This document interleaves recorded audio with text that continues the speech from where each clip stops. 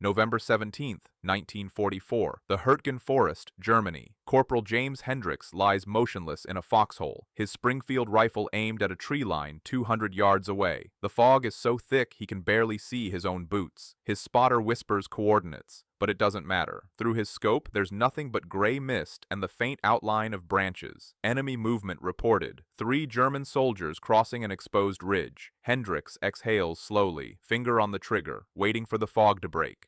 It doesn't. His lens is fogged from the inside. He wipes the exterior glass. No change. The targets are gone. Another opportunity lost. What Hendricks doesn't know is that in 48 hours, a solution dreamed up by a nobody with a toolbox is going to turn him into one of the most effective shooters in his battalion. A fix so simple that officers will initially laugh at it, so cheap that it costs less than a carton of cigarettes, and so devastatingly effective that it will increase confirmed sniper kills in poor visibility conditions by over 300% in some units. This is the story of how warfare's most precise weapon became useful in its worst conditions, and how the men who needed it most were the last ones anyone listened to. If you're into forgotten battlefield innovations that change the rules, hit subscribe. We dig into the tactics that don't make the history books. Let's step back. By late 1944, the Allied advance into Germany has slowed to a brutal crawl. The Hurtgen Forest is a 50-square-mile nightmare of dense woods, steep ravines, and weather that seems designed to kill. Visibility averages under 100 yards on good days. On bad days, heavy fog rolls in from the valleys, and you can't see your hand in front of your face. Rain is constant. Temperatures hover just above freezing, ranging between 32 and 40 degrees Fahrenheit. Everything is wet.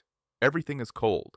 And in this environment, the U.S. Army is trying to use precision marksmanship. Snipers are supposed to be force multipliers. One well-placed shooter can pin down an entire platoon, eliminate officers, destroy morale. The M1903 Springfield rifle with a 2.5x Weaver scope is accurate out to 600 yards in clear conditions. The rifle itself weighs 8.7 pounds. The scope adds another 11 ounces. Together, they form a weapon system that has proven deadly effective across North Africa, Italy, and France. But clear conditions don't exist here. The scopes fog up within minutes of exposure to cold air. Moisture condenses on the interior lenses, creating a milky haze that renders the optic useless. Standard procedure is to keep the scope covered until the moment of the shot. Keep it wrapped in waterproof cloth. Keep it warm against your body, then uncover, acquire, and fire. But in freezing rain and fog, even 10 seconds of exposure is enough to ruin the lens. The temperature differential between a warm scope and cold air creates instant condensation.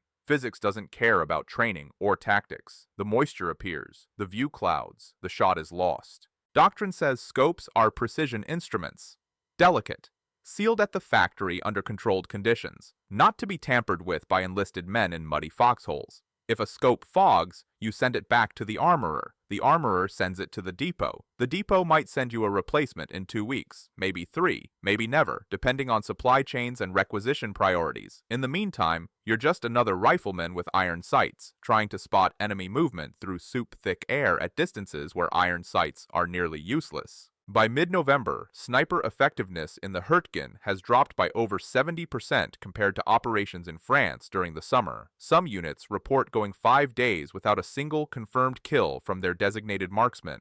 Officers are frustrated. Snipers are demoralized. Some units stop deploying marksmen altogether, reassigning them to regular infantry duties because at least a rifleman with an M1 Garand can contribute suppressive fire. The weapon system isn't broken. The scopes still work in warm, dry conditions, but those conditions don't exist, and there's no official solution coming from above. The problem isn't isolated to one battalion or one division. Reports indicate that across the entire Hurtgen sector, which involves approximately 120,000 American troops at various points during the campaign, sniper teams are facing the same nightmare. Observers note that German snipers, who are often equipped with different optical systems and have adapted to local conditions after years of Eastern Front experience, maintain better effectiveness rates. This creates a dangerous imbalance. American forces are taking casualties from enemy marksmen while their own precision shooters sit helpless, staring through fogged glass. Commanders try various solutions. Some order snipers to operate only during brief windows when fog might lift, but those windows are unpredictable and rare. Some experiment with keeping scopes in heated tents until the last possible moment. But by the time a sniper carries a warm scope 200 yards to a fighting position, it's fogged anyway.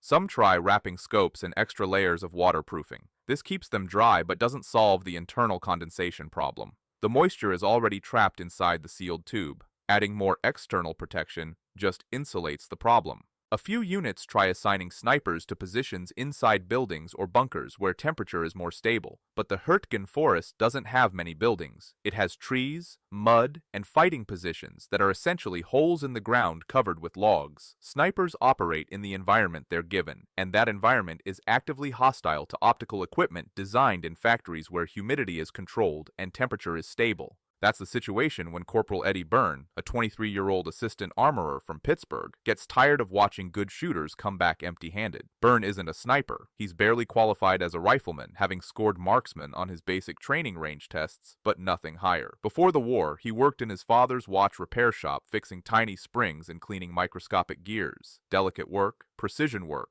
that required understanding how moisture and temperature affected small mechanical systems. The Army stuck him in an armory because he knew how to handle small tools and had patience for detail work. His job is to maintain rifles, clean firing pins, replace broken stocks, adjust sights, and keep weapons functional under field conditions. Not to redesign equipment, not to question engineering decisions made by experts in laboratories back in the States, not to improvise solutions to problems that trained engineers haven't solved. But Byrne has been watching the scopes come back fogged for 3 weeks straight, and he's been thinking, the problem is moisture. Moisture gets trapped inside the sealed tube. When the temperature drops, it condenses on the glass. The scope is airtight, which is supposed to be a feature. It keeps out dust and dirt and water, but it also means the moisture has nowhere to go. It just sits there, clouding the view, until the scope warms up again, which, in the Hurtgen forest, might be never. What if the scope wasn't airtight? What if it could breathe? Byrne mentions this to a lieutenant one evening. The lieutenant, a West Point graduate who has read the technical manuals and attended the proper schools, tells him to stick to cleaning rifles. Sealed optics are sealed for a reason. Dust, dirt, water. You open them up, you ruin them. That's what the manual says. That's what the factory engineers say. That's what everyone with any authority and any formal training says. The scopes are built to military specifications. Those specifications exist for good reasons. You don't second-guess them based on a hunch. Byrne doesn't argue. Arguing with officers is a good way to end up on latrine duty or assigned to a punishment detail. He just nods and goes back to his bench. But the idea doesn't leave him. He keeps thinking about watches, small sealed cases protecting delicate mechanisms. He's repaired hundreds of them. He knows that absolute seals are difficult to maintain. Even expensive watches eventually need service because moisture finds a way in. The key isn't always to seal tighter. Sometimes it's to manage moisture intelligently. He takes a broken scope, one that's already been condemned as unsalvageable due to a cracked housing, back to his bench in the supply tent. This scope is officially worthless. Nobody cares what happens to it. If he ruins it further, there's no consequence. If he learns something useful, maybe there's value. He starts experimenting. The idea is absurd on its face. Precision optics are supposed to be hermetically sealed to protect the lenses and maintain zero. Byrne is proposing to deliberately compromise that seal, not by accident, not through damage, by design. He studies the scope tube carefully. It's a simple cylinder with lenses at each end, mounted in threaded rings.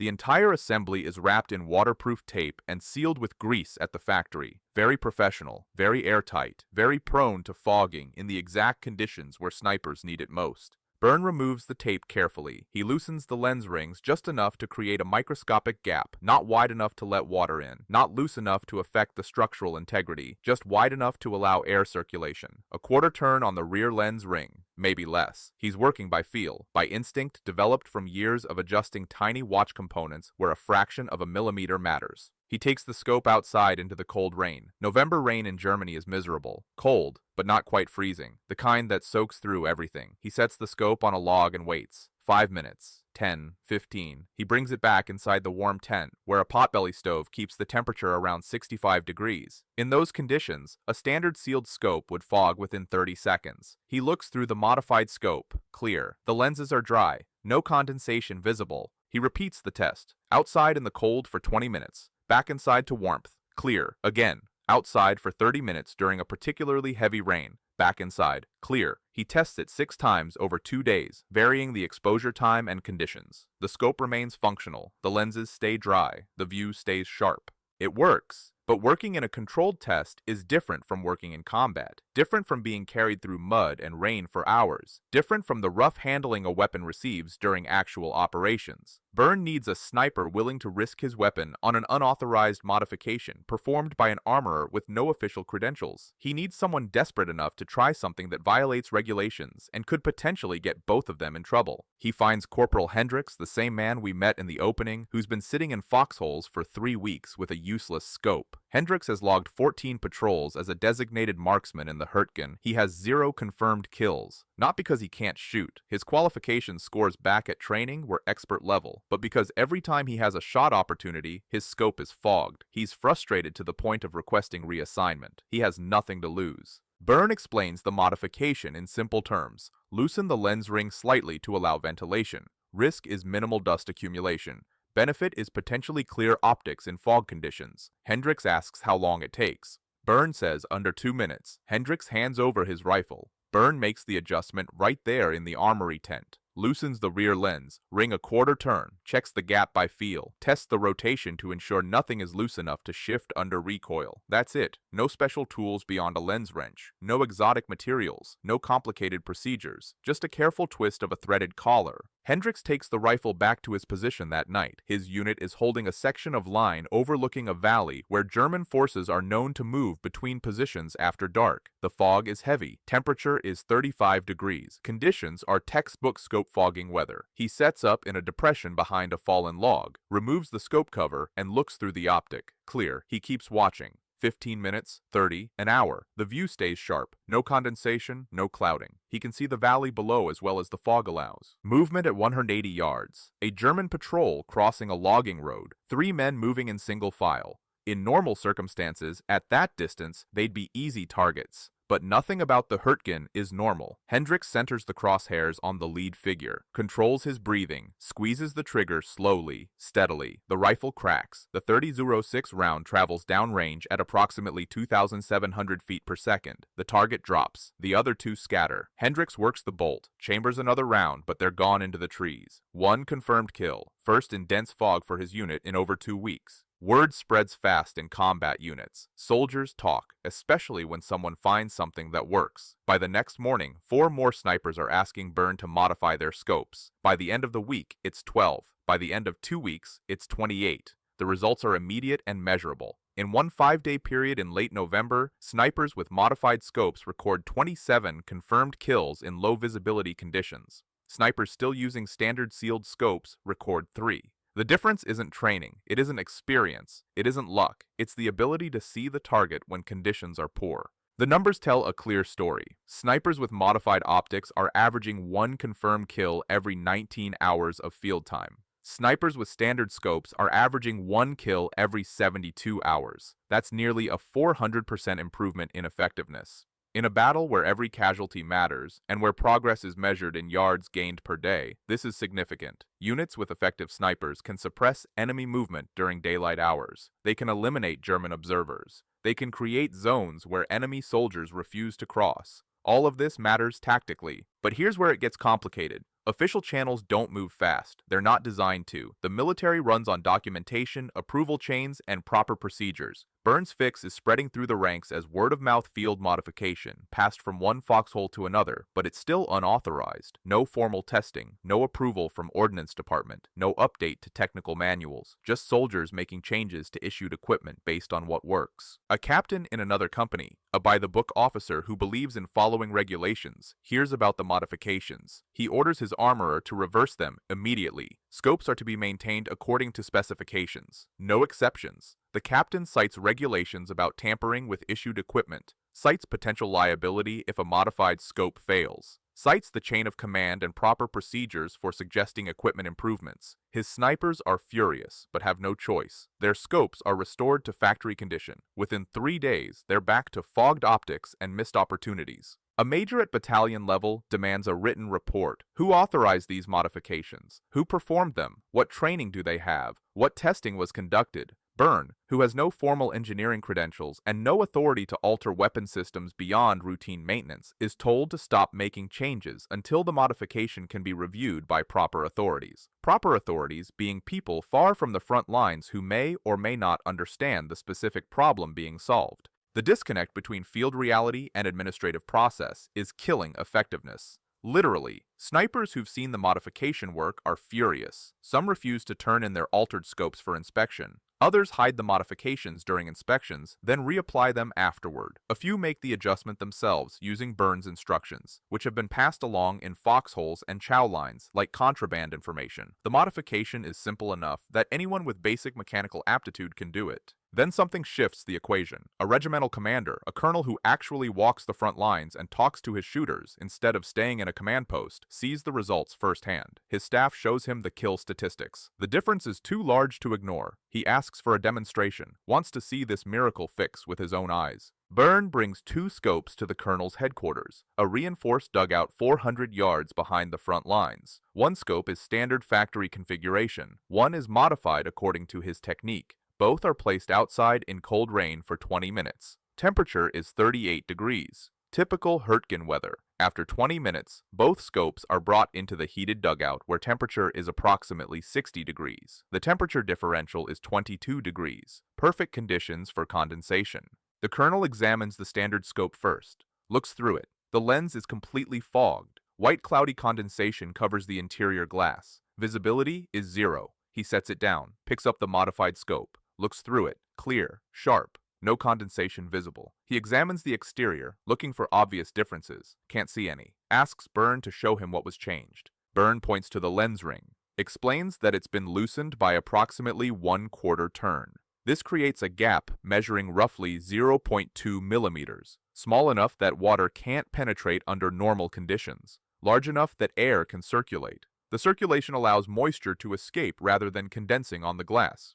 Simple physics, no magic involved. The colonel asks how long the modification takes. Byrne says 2 minutes per scope. The colonel asks if it affects accuracy. Byrne explains that testing conducted with Corporal Hendricks shows no measurable change in 0 out to 400 yards. The scope maintains its mounting integrity. Recoil doesn't shift the loosened ring. Function is identical to factory condition except for the fogging issue. The colonel asks about downsides. Byrne is honest. Dust can accumulate over time. In dry conditions, fine particles might eventually settle on interior lenses. This requires more frequent cleaning than sealed scopes.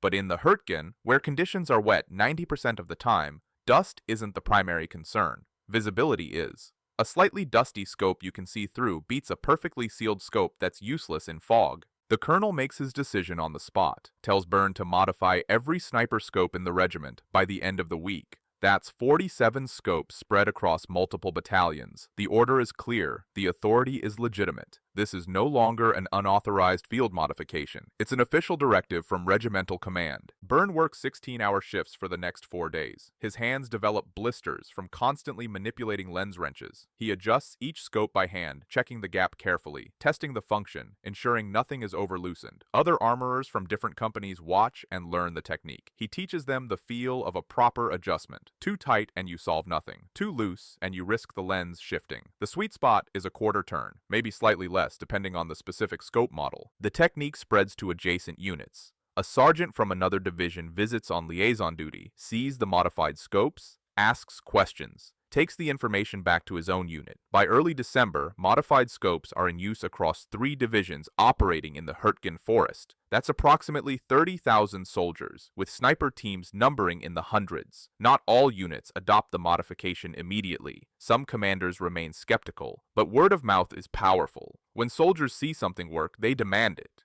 The numbers tell the story with brutal clarity. Average sniper effectiveness in fog and rain increases by 280% in units using modified scopes. Time between confirmed kills drops from an average of 72 hours to 19 hours. That's not a small improvement. That's a fundamental change in capability. Snipers who were ready to turn in their rifles and go back to regular infantry are requesting extended rotations in observation posts. Morale improves, confidence improves, kill counts improve. German forces operating in the Hurtgen begin adjusting their movement patterns. Reports from interrogated prisoners indicate that enemy soldiers are increasingly reluctant to move during daylight hours, even in heavy fog. They've noticed that American sniper activity has increased. They don't know why. They just know that conditions which used to provide concealment no longer do. This creates operational advantages beyond simple kill counts. Enemy movement slows. Supply lines are disrupted. Communications become more difficult. But this isn't a miracle fix with no downsides or complications. The modified scopes do let in some dust. In dry conditions, over weeks of continuous use, fine particles can accumulate on the interior lenses. This requires more frequent cleaning than factory-sealed scopes. Snipers have to learn to maintain their optics carefully. They're issued compressed air bulbs, soft brushes, and lens cloths. These items weren't part of the standard sniper package before.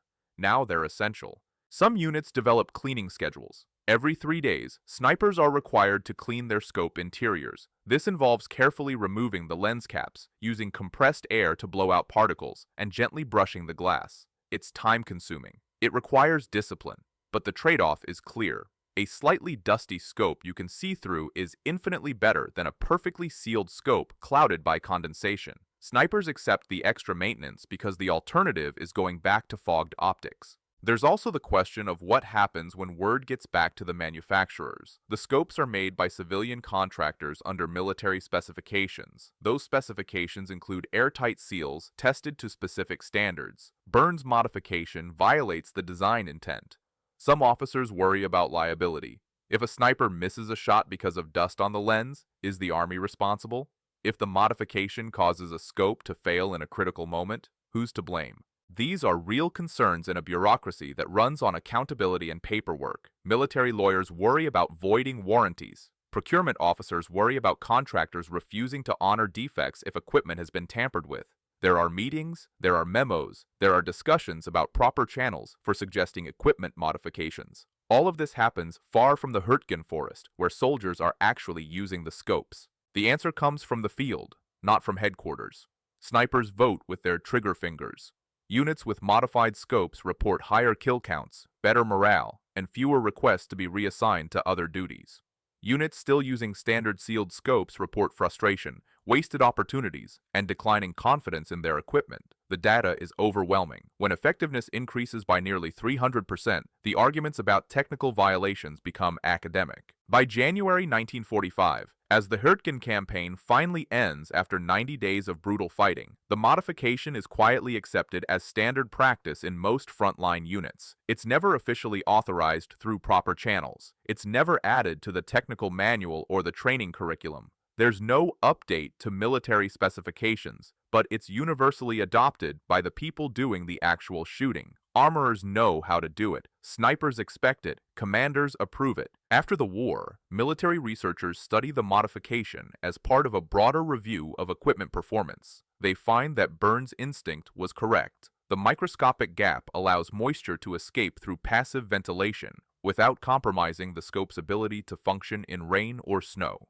The amount of water that could potentially enter through a 0.2 millimeter gap is negligible compared to the amount of moisture that condenses inside a sealed scope due to temperature changes. The research validates what soldiers in the Hurtgen already knew from experience. Modern optics use similar principles. Many contemporary rifle scopes are purged with nitrogen gas and sealed, but they also incorporate ventilation systems or pressure equalization valves to prevent exactly the kind of condensation Byrne was fighting. Some use desiccants inside the tube to absorb moisture. Others use special coatings on the lenses that prevent water adhesion. The technology has evolved, but the core problem and the core solution remain the same. In 1944, in a freezing forest in Germany, that knowledge didn't exist in official circles. It took a corporal with a watch repair background and a willingness to ignore doctrine to figure it out. Byrne wasn't smarter than the engineers who designed the scopes. He didn't have better training or more resources. What he had was direct exposure to the problem and freedom from the assumption that factory specifications were sacred.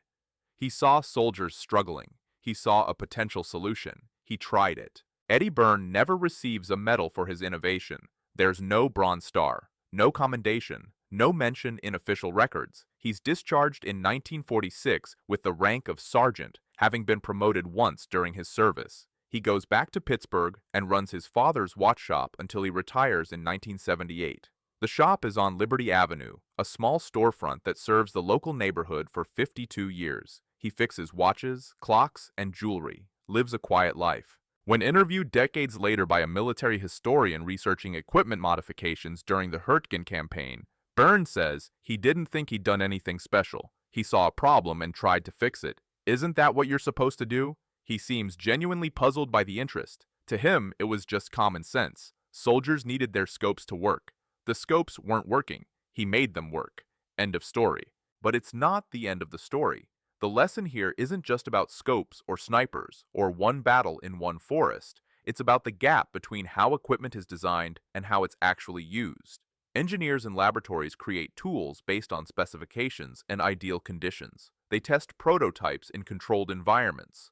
They document performance under standard atmospheric conditions. All of this is necessary and valuable, but it doesn't always predict what happens when that equipment meets the chaos of actual combat. Soldiers in the field encounter rain, mud, fog, and conditions that no testing facility can fully replicate. They encounter 24-hour exposure to moisture. They encounter temperature swings of 40 degrees in a few hours. They encounter scenarios where a weapon sits in a cold foxhole all night and is then brought into a warm bunker during a relief rotation. These aren't edge cases. These are normal operating conditions in many combat environments. Sometimes the gap between design assumptions and field reality is small. A minor adjustment in training or procedure closes it. Sometimes the gap is large. Sometimes it requires fundamental rethinking of how equipment is built or maintained. And sometimes the person who bridges that gap isn't an officer with a military academy education or an expert with advanced degrees. It's a kid from Pittsburgh with a toolbox and a refusal to accept that fogged glass is just part of the job. The Hurtgen Forest campaign remains one of the bloodiest and most brutal battles the U.S. Army fought in Europe. Over 33,000 American casualties in 3 months of fighting, approximately 9,000 killed, another 24,000 wounded or incapacitated by trench foot and cold weather injuries. The forest was a killing ground where technology often failed and survival came down to grit, improvisation, and small advantages that commanders could exploit. In that environment, small advantages mattered enormously. A scope that worked when it was supposed to work could mean the difference between a successful ambush and another day of stalemate. It could mean the difference between suppressing enemy movement and allowing German forces to maneuver freely. Multiply that across dozens of snipers and hundreds of engagements, and Burns' 2-minute fix saved lives. Not in a dramatic cinematic sense with explosions and heroic charges, but in the quiet, unglamorous arithmetic of attrition warfare where effectiveness is measured in percentages and probability. Consider what happens when a sniper can't take a shot. The enemy soldier moves to a better position. Maybe he sets up a machine gun nest that pins down a platoon for hours. Maybe he carries ammunition to a mortar team that then drops shells on American positions. Maybe he's an officer coordinating a counterattack. Every missed opportunity creates downstream consequences. Every successful shot prevents those consequences. The scope modification didn't win the battle, but it contributed to the slow, grinding process of establishing fire superiority. Today, every modern military scope is designed with anti-fog measures. Nitrogen purging is standard. Special lens coatings prevent moisture adhesion. Ventilation systems manage pressure changes. The problem Burns solved is considered a basic design requirement in contemporary optics. Defense contractors spend millions of dollars developing solutions to the condensation issue.